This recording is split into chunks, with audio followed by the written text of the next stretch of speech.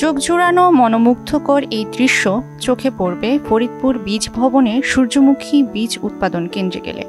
এ কারণে দূর দূরান্ত থেকে সেখানে ছুটে যাচ্ছেন দর্শনার্থীরা।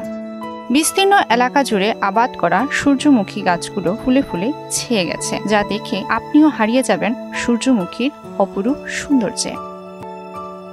কেউ প্রিয়জনের ছবি তুলছেন, আবার কেউ ব্যস্ত সেলফি তোলায়। মুহূর্তগুলোকে ক্যামেরাবন্দি করে বাড়িতে নিয়ে যাওয়ার চেষ্টা।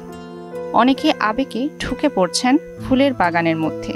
নিজের অজান্তে খুশিতে মেতে উঠছেন অনেকেই। আমাদের ফরিদপুরে তো ওইভাবে কোনো বিনোদনের স্পট নাই, সেক্ষেত্রে এখানে আসি আমরা এই যে পরিবার নিয়ে, অনেক ভালো লাগতেছে, বাচ্চারা অনেক খুশি, ফ্যামিলি খুশি, সেজন্য মাঝে মাঝে এখানে ঘুরতে আসি। আমার বাবার সাথে আসি। তারপরে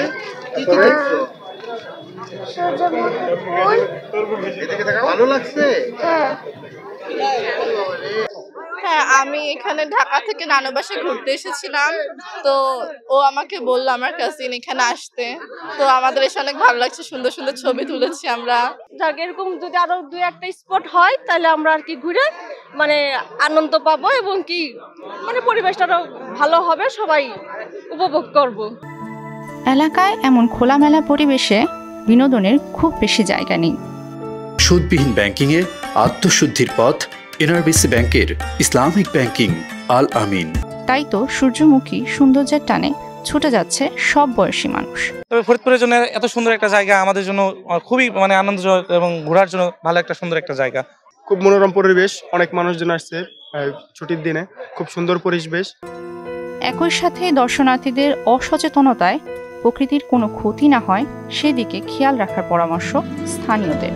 ফুলগুলো ছিঁড়বেন না, ভাঙবেন না। প্লাস অনেকেই ফুলের মধ্যে যায়, ক্ষেতের মধ্যে যায়, এগুলো ফুল হাত দিয়ে ছয় বা ডালপালা ভেঙে ফেলে, এগুলো আসলে করবেন না। মূলত আমরা সৌন্দর্য উপভোগের জন্য এখানে আসি। সমস্যা তৈরি করে ওই ফুল নিয়ে লুকোচুরি করে, কেউ একটা ফুলের পাপড়ি ছেড়ে ফুলে হাত দেয়। সূর্যমুখীর তেলে রয়েছে নানা উপাদান যা হার্ট ভালো রাখে। দেশে এই তেলের ব্যবহার বাড়ছে দিনকে দিন।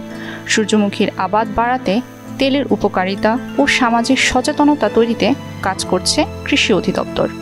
ফরিদপুর তার ব্যতিক্রম নয়। ফরিদপুরে বিভিন্ন চরে এবং প্লেন ল্যান্ডে আমাদের এবার লক্ষ্যমাত্রা ছিল 6 হেক্টর জমিতে সূর্যমুখীর আবাদ, এবং অলরেডি প্রায় 10 হেক্টর জমিতে সূর্যমুখী অ্যাচিভমেন্ট হয়েছে, এবং আমরা আশা করছি এখান থেকে প্রায় 25 মেট্রিক টন আমরা সূর্যমুখীর বীজ পাবো।